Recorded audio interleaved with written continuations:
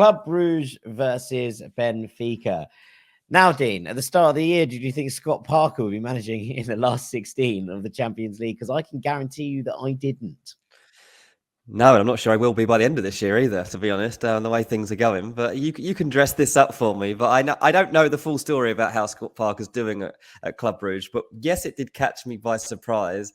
No, I'm not surprised that it's not gone brilliantly so far. Is that fair to say? Yeah, it's been very, very bad. Let's put it this way. He's got 1 win in 6. I mean, he has done a very Scott Parker thing in that he hasn't lost all that much. He's only lost 1 in 6, but he has drawn the other 4. And Club Brugge are now 21 points off top spot in the Jupiler League, which is, well, not something you would have expected at this point in the season. There's been some pretty damning comments about it from, we've been seeing some things, and this is from HLN, and there was a former Belgian international talking to them, Mark de Grijs, who said, Parker keeps looking for solutions. He again made 5 substitutions that I don't understand at all. Noah Lang didn't do bad as a false 9, but if he drops back and asks for the ball, you have no one in attack anymore. But I would say, look, Scott Parker had one thing, in he could always coach a defense, but apparently not, because you see these kind of comments on Sportsa where it was the Club Brugge defense resembles a Rubik's Cube. Parker keeps shifting and turning, and the choices are always wrong. The mistakes piled up, the wrong choices were also made offensively.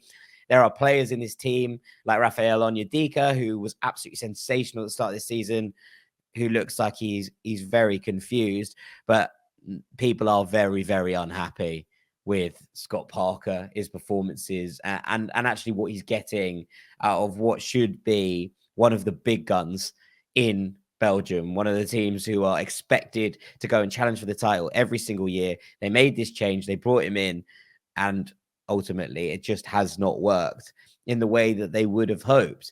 Now you go to Benfica, and obviously it's been a bit of time of upheaval at Benfica. Obviously they have lost Enzo Fernandez in a protracted saga with Chelsea, and they had a pretty tough straight game back when they came back from the international break. They got absolutely battered away to Brugge, and everyone was like, "Oh no, is this lead at the top of the Primera that looked unassailable?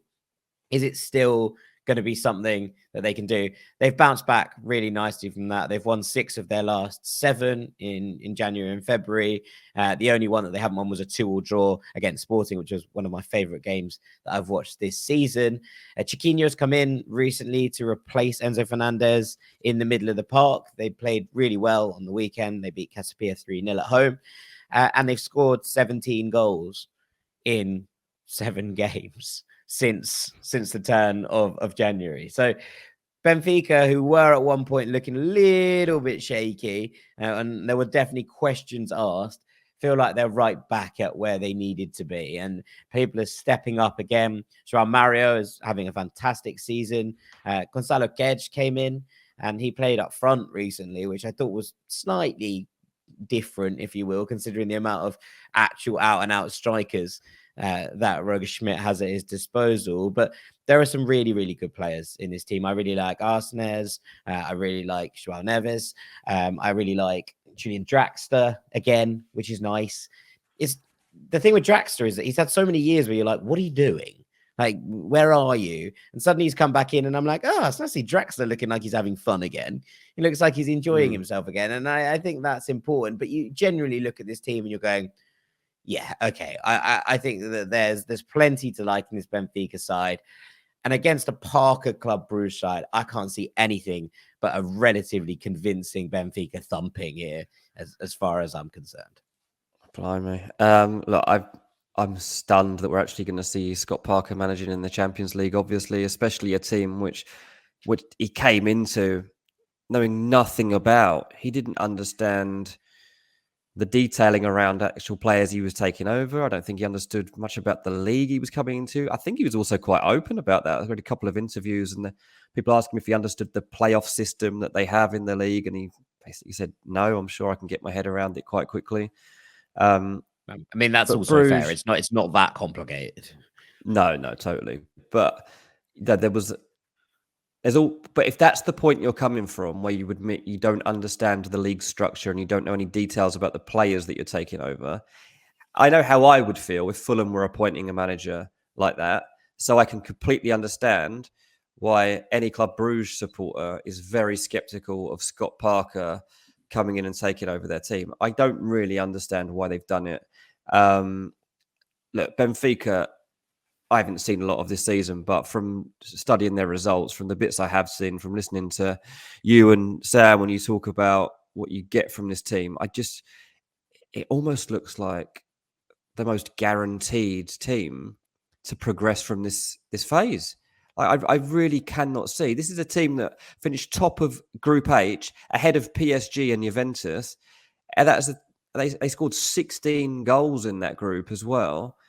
And you're up against a team here in Club Brugge who finished second in their group, behind FC Porto, who are fourth in the Belgian Pro League right now.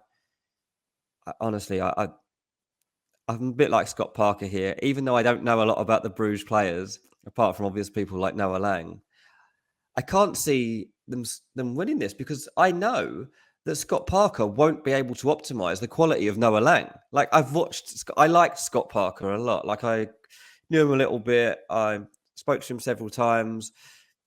I thought he did a reasonably good job to turn around the mess that Fulham were in, but he's too negative. And Noah Lang is such a talent. Yeah. I almost don't want to watch this game because I don't want to see what he's done to him. I don't want to see how this game's going to play out. I imagine he's going to play to not lose. And I don't think you can do that against this Benfica team, can you?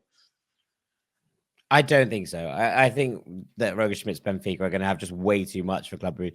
And I think that Roger Schmidt's Benfica won't be scared of many teams in this competition, considering the form that a lot of teams are in and considering what they did in the group stages to top that group, including PSG and Juventus.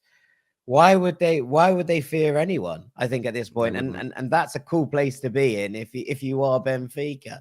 So I think this one might be a little bit one-sided, but then again, it's the Champions League. Who knows? Right, let's finish this week's fixtures with Borussia Dortmund against Chelsea. Chelsea are a little bit all over the place, Dean. Borussia Dortmund feel like they're moving in the right direction. It might be a little bit chaotic as usual, but results are taking a turn for the better. They've moved up in the Bundesliga table to a couple of points off Bayern and into striking distance. And Edin Terzic seems like he's got everybody pulling in the same direction, which is no mean feat at Borussia Dortmund. Yeah, absolutely. I mean, the same old problems apply in that there'll be brain farts in that defense, and they will make mistakes and they will switch off, and you can catch them unaware. There's always that you can prey on in this Dortmund team. But I have watched a fair bit of them since the return to action, and they do seem like a team that has turned the corner a bit. They seem to have a bit of confidence about them at the moment. They certainly are creating chances. It's not always wholly convincing. I think it was the Mainz game. I'm just looking at their fixtures and trying to remember which one it was when they've got so many attacking options basically that they haven't really had time to gel. Yeah, in that game, I think I talked about on Patreon when they had Marlon, Okoko, Brandt, Adeyemi all in attack. And it didn't really work, but then they were able to change it all and bring on Jamie Bino-Gittens, Seb Allaire and Gio Reyna, and they got over the line. Now, look, at the weekend, they had a really big win over Freiburg, and great news, Seb Allaire has scored here. Like, what a moment in football. Like, we didn't actually really incredible, wasn't touch it? on this the other day. We also didn't do things we love today. We didn't do things we love, but this is a thing that everyone in football should love. Obviously, I'm sure you all know the story. Seb Allaire had his own cancer battle over the past year or so, and to get his way back even to playing football again so quickly, it seems, is unbelievable. But he's now he's playing and scoring goals. Like, that was an unbelievable moment for him to get a goal in that fixture. Dortmund are are really, really impressive in terms of the depth chart that they've got in attacking positions. Obviously, they got Jude Bellingham too, a player that Chelsea actually like themselves and have an eye on with the potential to try and to sign. This is a really interesting game, especially this away leg and just what happens. Because if Chelsea lose by a couple of goals, I can't see them overturning it. I really can't. I know a few people who are Chelsea fans who also are going to this game saying, I've got to go to Dortmund. It might be the last time I see Chelsea in the Champions League for a few years, which is probably a bit over the top. But given their league position right now, Chelsea are 10th. They don't have any identity right now. I can kind of understand it. Obviously, they've made a lot of signings. Their squad now looks very different to it did in the group stages when they did win Group E. They won 4 of their 6 games. But they've signed so many players, they can't even register them all for the Champions League. So Badiashile, who was pretty much their best player against Fulham, I thought, the other day, he's not even available for selection. And I'd say they actually would really need him for a game like this one against Dortmund, who can be just so difficult to stop because the kind of interactions basically between the front four are just rapid at times. When they break away, they really, really break away. And when Jude Bellingham carries that ball forward too, and those 3 or 4 ahead of him are swapping positions, it's quite terrifying. So this goes, I've got 2 theories here. One is that Chelsea disappear without trace, and I think they could really struggle. But then I remember this is Chelsea. And when Chelsea is successful in the Champions League, it's usually when you least expect it's when they're having dreadful league seasons, yeah. It is. So Chelsea will probably win the Champions League this season. That's the problem here for me. And they haven't got anything else to play for, really. They can put everything into the Champions League and think, like, look, we win the Champions League. It means we're back in it next season. It's the only way. And we might even knock Tottenham out of the Champions League positions and they don't get to go into it. So there's that little narrative in the background too. I'm not sure they can do that because they don't have a proper goal outlet, and this whole number 9 Havertz thing is still a bit of a concern. But yeah, that does niggle away at the brain. The logic in me tells me that Dortmund win this tie over 2 legs. I don't normally side with Dortmund because I don't usually trust them. But Chelsea have got so many issues. And even though they have got players coming back from fitness, and certainly for the second leg, they'll have a lot more players to choose from for Graham Potter, brings its own problems because you've got selection dilemmas about who you're actually going to start leaving out of this side. I've just got a feeling that Chelsea are going to get better across the course of this season. And if they improve, well, that is true. But if they improve and the new players start to gel, they get those moments where it hasn't looked as clean, as it has done. And there were moments against Fulham where Enzo Fernandez looked excellent, where Noni Madueke looked like he had the spark. Even David Fofana had his moments. And if you can suddenly get this to gel, and the big question is, are they going to get someone in midfield back again in time for this game in order to partner Enzo, that he can do the right things and get further up the pitch and start to affect play in the areas that we saw him affect play in the World Cup and in the Champions League group stages for Benfica? So if Zachariah's back, I'm going, maybe Chelsea can actually get a moment here that actually allows them to kick on this competition. Yeah.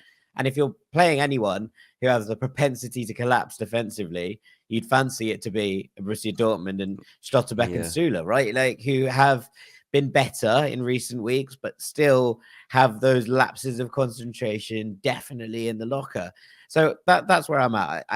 It's a hard one to judge a week out because Chelsea could improve slowly over the next weeks, and I think that they will. I'm with you. My head says Borussia Dortmund win this tie, considering where Chelsea are at. But I've just got a feeling. I've got a feeling that it's not going to be as simple as that. So it is one of those where I'm going to sit proverbially on the fence. And that's how I'm going to roll. The thing is, like, for just looking at Dortmund's recent results, they scored 5 against Freiburg. They beat Leverkusen 2-0, which was a good win. They beat Mainz 2-1, which they really had to work for. And they scored 4 against Augsburg, and they scored 5 against Dusseldorf. Like, they're really, really It's goals galore. Let's say that. It's goals galore over at Dortmund at the moment. It's the complete opposite for Chelsea. So I just feel like if Chelsea can come out of that first leg within a goal, I think they'll probably be all right, and they'll probably manage to turn it around at home by the time they've got, more players available and this team's had a bit more time to gel. If Dortmund managed to have a 2-goal advantage coming out of that If first they go on one, a tear, yeah. I think they go and do it. If you've enjoyed this video, make sure you like and subscribe for more from us at Ranks FC.